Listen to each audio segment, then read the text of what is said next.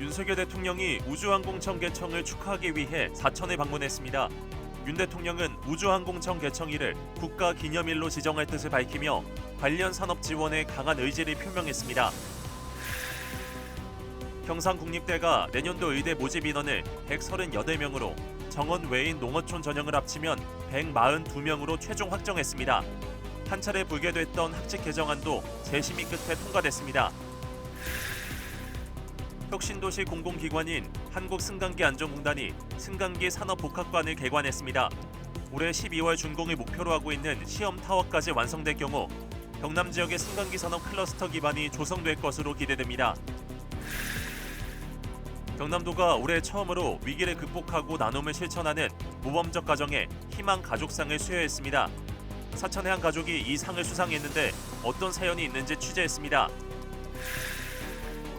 공사 현장에는 항상 화재 위험이 도사리고 있습니다. 화절기 특히 주의해야 할 위험 요소를 알아봅니다. 시청자 여러분 안녕하십니까? SCS 뉴스인타임 시작합니다. 윤석열 대통령이 우주항공청 개청을 축하하기 위해 사천에 방문했습니다. 후보 시절 사천 유세에서 설립을 공약한 지 2년 2개월 만에 약속이 이뤄진 겁니다. 윤 대통령은 우주항공 관련 예산 확대와 함께 우주항공청 개청일을 국가기념일로 지정하기로 했습니다. 보도에 강진성 기자입니다.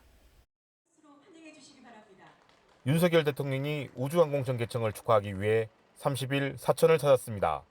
대통령 후보 시절까지 포함하면 네 번째 사천 방문입니다. 2022년 3월 사천 유세에서 당시 윤석열 후보는 우주항공청 설립을 공약했습니다. 이후 대통령이 된 그해 11월 카이에서 열린 방산수출전략회의에 이어 올해 3월 우주산업 클러스터 출범식과 삼천포 용국시장을 찾은 바 있습니다.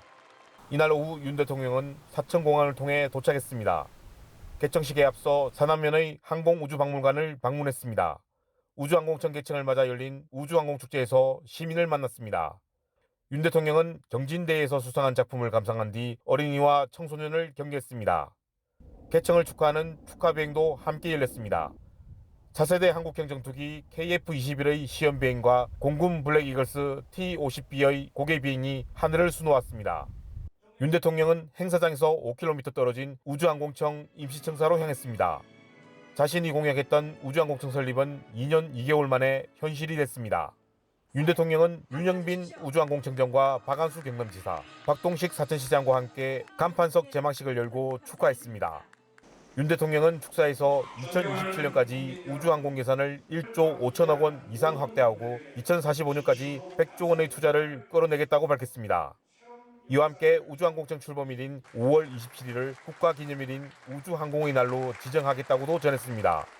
곧이어 대통령 주재로 제1회 국가우주위원회가 열리며 우주항공 시대의 첫 발을 내딛었습니다. SCS 강진성입니다. 교육부와 한국대학교육협의회에서 내년도 의과대학 모집 인원이 담긴 대입 전형 시행 계획을 발표했습니다. 경상국립대도 이에 앞서 관련 학칙 개정을 마무리했는데요. 경상국립대는 내년도 의대 모집 인원을 138명으로 정원 외인 농어촌 전형을 합치면 142명으로 확정했습니다. 보도에 김상혁 기자입니다. 교육부와 대교협에서 내년도 대입 전형 계획을 발표했습니다. 전국 39개 의대와 의전원을 포함해 내년도 의대생 의전원생은 1,500명가량 늘어난 총 4,695명을 모집합니다. 27년 만에 이루어낸 의대 증원은 당면한 지역 필수 의료를 살리고 초고령 사회에 대응할 수 있도록 대한민국 의료 시스템을 혁신하는 의료 개혁의 초석이 될 것입니다. 모집 인원의 67%가량은 수시, 32%가량은 정시로 뽑게 됩니다. 비수도권 대학에서 진행하는 지역인재 전형 비율도 공개됐습니다. 비수도권 26개 대학에서는 전체 인원의 60%에 육박하는 인원을 지역인재 전형으로 뽑습니다. 경상국립대는 전남대와 함께 이 비율이 70%를 넘긴 것으로 나타났습니다. 대교협과 교육부 발표에 앞서 경상국립대의 의대 정원 증원이 반영된 학칙 개정안도 가결됐습니다. 지난 심의가 진행될 때는 피켓 시위도 펼쳐지며 반발이 이어졌었습니다. 당시 교수대의원회와 대학평의원회에서는 의대 정원이 늘어나면 교육 질이 떨어진다는 주장에 개정안을 부결시켰었는데 29일 진행된 재심의에서 통과된 겁니다. 재심의 자리에는 경상국립대 권순기 총장이 직접 참석해 학칙 개정안의 중요성을 설명한 것으로 알려졌습니다. 의대 교육 여건 악화 등에 대한 우려가 일부 제기됐지만 교수대의원회와 대학평의원회 모두 과반수 이상 동의하며 학칙 개정안이 가결된 겁니다. 경상국립대 학칙 개정과 함께 대교협에서도 의대 모집 인원을 못 박으며 내년도 경상국립대 의대 모집 인원은 138명, 정원 외 농어촌 학생을 포함하면 총 142명으로 확정됐습니다. 30일 발표된 시행 계획에 따라 각 대학은 홈페이지 등을 통해 입시 모집 요강을 게시하고 본격적인 입시 절차에 들어갈 예정입니다. 한편 내년도 대입 전형 시행 계획에는 자율전공 선발 규모도 크게 늘어났습니다. 경상국립대도 이에 맞춰 인문사회 자율전공과 자연과학 자율전공을 신설하고 무전공 정원을 41명으로 모집한다는 계획입니다. SCS 김상엽입니다. 진주시가 세계 최대 규모로 공사 중인 호탄동 상용차용 수소충전소 구축 현장을 점검했습니다. 조규일 시장을 비롯한 진주시 관계자들은 지난 29일 현장에 찾아 공사 관계자들과 이야기를 나누고 사업 현장을 살폈습니다. 현재 구축 중인 수소 충전소는 시간당 300kg의 수소를 충전할 수 있는 세계 최대 규모 충전소로 승용차 기준 시간당 60대 충전이 가능한 것으로 알려졌습니다. 호탄동 상용차용 수소 충전소는 오는 8월 준공되며 12월에는 문산휴게소 수소 충전소가 완공됩니다. 강민구 국회의원이 엘살바도르 대통령 취임식 경축 특사를 맡았습니다. 강 의원은 나이브 부켈레 엘살바도르 대통령 취임식 경축 특사로 출국해 이를 윤석열 대통령의 친서를 전달합니다. 강민국 의원은 엘살바도르 방문 기간 현지에서 대통령 경축 특사 신임장 제정식과 리셉션, 취임식에 참석하고 이후 대통령, 부통령과 상견례를 할 계획입니다. 국내에 설치된 승강기는 모두 80만 대가 넘습니다. 세계 7위에 해당되는 규모인데요. 세계 승강기 산업을 선도하기 위한 기반 시설인 승강기 산업복합관이 조성됐습니다. 남경민 기자입니다. 투명한 유리창 안 오르내리는 엘리베이터, 케이블과 내부 철골 구조물들이 선명하게 보입니다. 한켠에 놓인 에스컬레이터도 속이 훤히 들여다보여 어떤 방식으로 부품들이 움직이는지 알 수 있습니다. 승강기 산업복합관 내 마련된 엘리베이터 에스컬레이터 실습 타워 모습입니다. 5월 30일 거창군 승강기 전문 농공단지 내 승강기 산업복합관이 문을 열었는데 지난 2019년부터 추진된 이번 건립 사업에는 모두 240억여 원이 투입됐습니다. 실습 타워뿐만 아니라 10여 종의 실험 설비와 기숙사, 각종 편의시설까지 마련돼 있어 연구개발과 인력 양성을 동시에 수행할 수 있습니다. 기숙사까지 갖추고 있고 신제품 연구개발과 품질 시험을 위한 장비까지 갖추고 있어서 우수한 산업인력 양성과 신제품 개발 등 승강기 산업 진흥과 승강기 안전 확보에 큰 기여를 할 것입니다. 한국승강기안전공단은 이번 산업복합관 건립과 별개로 230억여 원을 들여 높이 125m 규모 승강기 시험타워를 조성 중입니다. 올해 12월 준공을 목표로 하고 있는데 시험타워까지 완성된다면 경남에 승강기 산업 클러스터 기반이 만들어질 것으로 보입니다. 이제 양적 성장을 넘어서 질적 성장 그리고 전 세계에 우리나라의 승강기 산업이 좀 뻗어나갈 수 있는 계기를 만들어야 되고 그러한 계기에 오늘 복합관은 아주 큰 의미가 있다고 생각됩니다. 공단은 이번에 조성한 승강기 허브 도시를 통해 세계 승강기 산업을 선도할 기술과 인재를 확보하고 관련 업체와 기관 등을 집적화해 시너지를 노린다는 계획입니다. 거창에서 문을 연 승강기 산업 복합관, 승강기 산업을 선도하는 중심으로 자리매김할 수 있을지 주목됩니다. SCS 남경민입니다. 진주시가 2023년 경상남도 시군 교통행정 분야 평가에서 최우수시로 선정됐습니다. 이번 평가로 진주시는 기관 표창과 함께 특별조정교부금 2억 원을 받게 됩니다. 진주시는 교통문화지수와 교통사고 사망자 줄이기, 공영주차장 확보율, 국도비 예산 집행률 등에서 높은 평가를 받았습니다.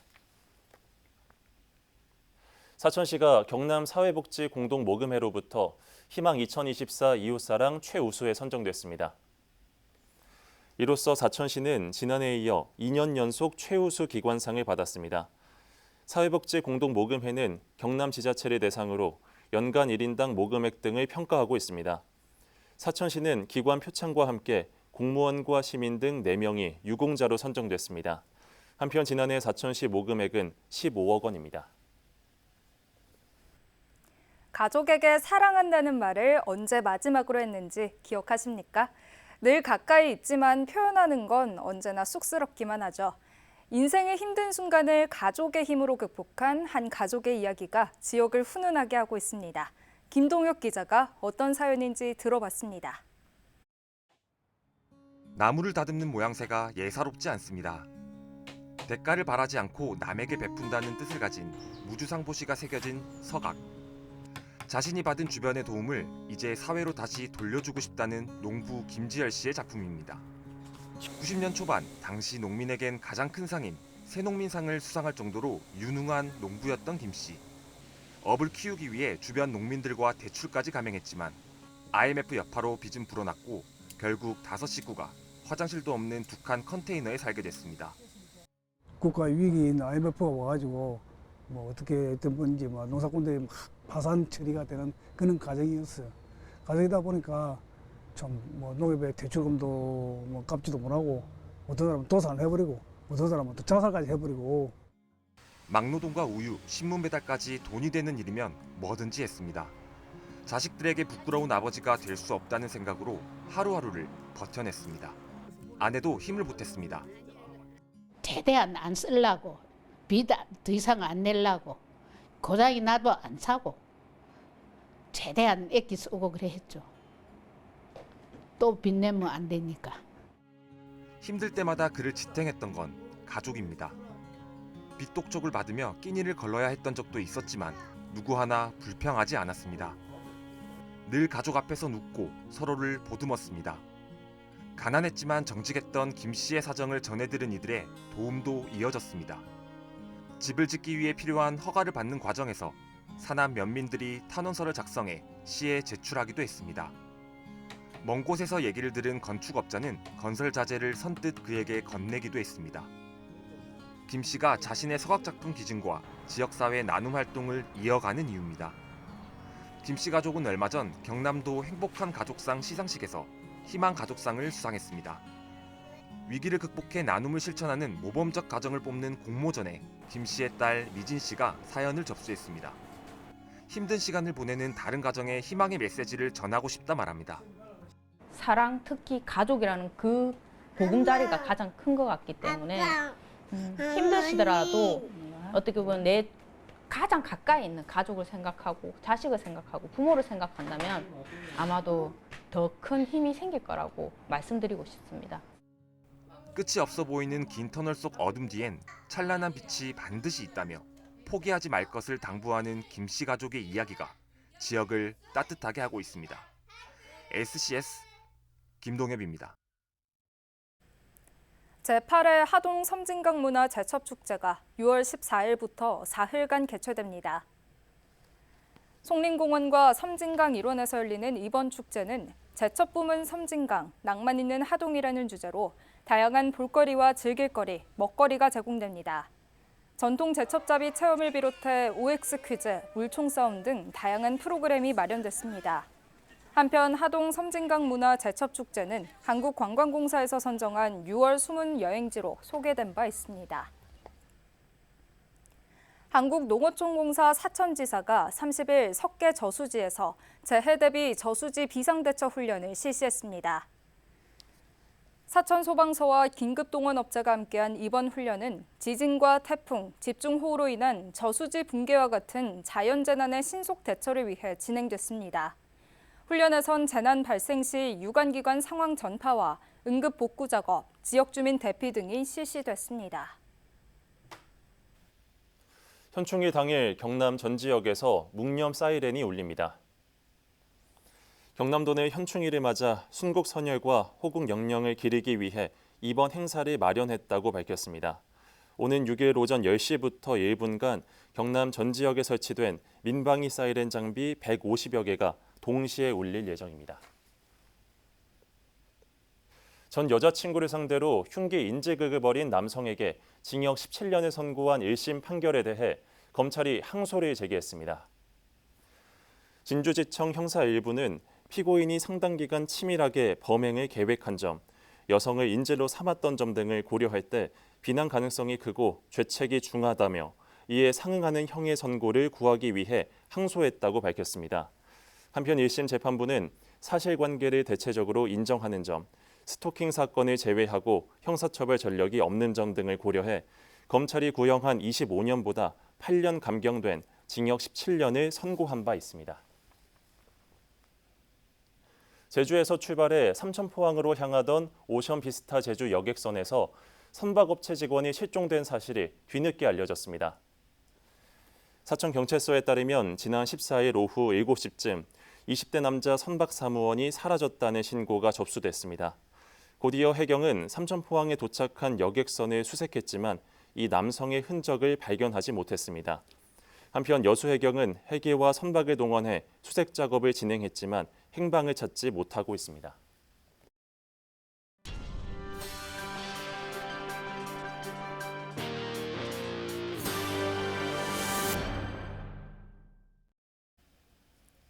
잦은 비와 높은 일교차 등 이상기후가 이어지면서 농민들의 시름이 커지고 있습니다. 지난해 탄저병으로 피해가 심각했던 밀양 얼음골 사과 농가에서는 올해 이상기후로 인해 과실이 열리지 않고 있는 상황입니다. 전주현 기자의 보도입니다. 초록색 사과가 열려 있어야 할 가지마다 초록잎만 가득합니다. 통상 이 시기에는 사과나무 한 그루당 150여 개의 열매가 달리는 것이 정상. 하지만 지금은 많아야 20개 남짓에 불과합니다. 사과꽃은 보통 4월 중순쯤 수정을 하는데 이 시기 잦은 비와 20도 이상의 일교차가 발생하면서 심한 경우에는 나무에 열매가 맺지 않은 경우도 다반사입니다. 꽃이 수정되지 못한 것도 큰 이유입니다. 꽃가루를 옮겨서 농작물을 맺게 해주는 꿀벌이 기후변화로 인해 사라지면서 그 여파가 과수농가로 이어졌습니다.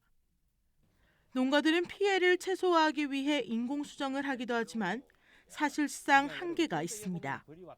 꽃가루를 구할 수 있는 대로 다 구해가지고 했고 또 냉해 방제제도 지원을 받아서 살펴도 하고 수정 시기에 자꾸 이 비가 와버리고 밤 온도가 내려가버려 해가지고 수정이 불량으로 안 된다라고 저희들이 추측을 하고 있습니다. 일부 농가에서는 올해 사과 생산량이 지난해의 20%도 채 되지 않을 것이라는 예측까지 나오고 있습니다. 기후변화에 따른 피해라고 하지만 재해보험 적용 대상 등도 한계가 있다 보니 이에 대응하는 근본적인 대책이 필요하다는 목소리도 나옵니다. 피해를 입어 소득이 떨어지는 것뿐만 아니라 영농비조차 회수 못할 것으로 사료됩니다. 이번 정부에서 사과 농사 피해를 농작물 재해로 인정하고 보험금을 인정받을 수 있도록 해주시기를 바라고 간절히 요청하는 바입니다. 지난해 여름철 집중호우와 탄저병으로 극심한 피해를 입었던 밀양 얼음골 사과 농가. 갈수록 늘어나고 있는 이상 기후 현상에 농가들의 시름은 깊어지고 있습니다. 헬로티비 뉴스 전주현입니다.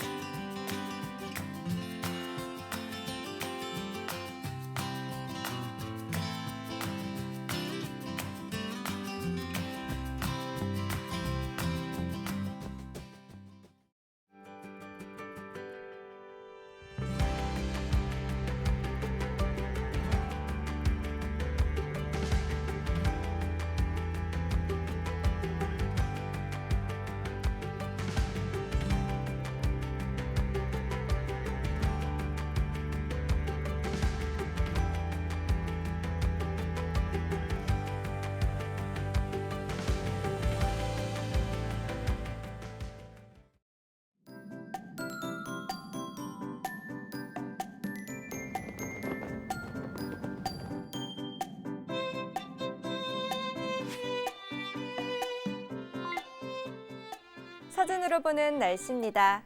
금요일 출근길에는 화창한 하늘에 구름 많이 지나겠는데요.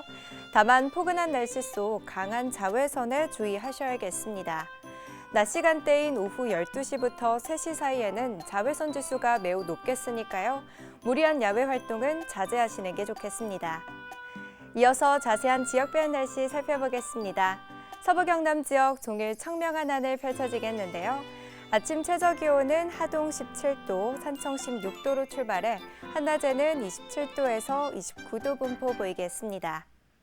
전국 날씨입니다. 대체로 맑은 가운데 부산은 오전 한때 흐리겠고 제주는 오전에 비 소식 들어있는데요. 아침 최저 기온은 서울 17도, 세종 15도로 출발하겠고 제주의 한낮 최고 기온은 23도 예상됩니다. 남해동과 앞바다는 오전에 하늘 표정 흐리다가 오후부터 맑겠는데요. 물결은 잔잔하겠고 바람은 약간 강하게 불겠습니다. 이어서 삼천포 기준 조석표 살펴보겠습니다. 물때는 한물, 만조시각은 오후 3시 36분, 간조시각은 밤 9시 21분 예상됩니다. 사천공항 날씨 정보입니다. 금요일 오전 9시 기준 구름 많겠는데요. 우리 지역에서 서울 김포로 가는 첫 번째 항공편은 오전 11시 20분 예정돼 있습니다. 자세한 내용은 사천공항 홈페이지에서 확인하시기 바랍니다. 이어서 삼천포역의 운항 정보입니다. 제주도에서 삼천포로 가는 배는 오후 3시 출발 예정입니다. 주간 날씨입니다. 당분간 비 소식 없이 맑고 구름 많은 하늘이 펼쳐지겠는데요. 낮 더위는 계속 이어질 전망입니다. 지금까지 기상정보였습니다.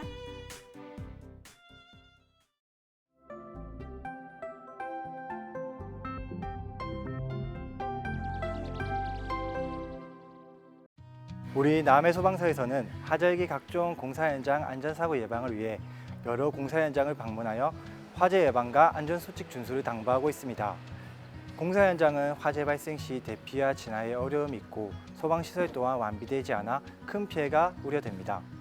공사 관계자께서는 전기와 화기 취급에 철저히 가해 주시고 작업장 주변에서의 금연, 용접, 용단 작업 시 소화기구를 가까이 비치해 주시기 당부드립니다. 또한 현장 작업자들께서도 화재 예방과 안전수칙 준수로 공사장 안전문화 확산에 적극 동참해 주시기 당부드립니다.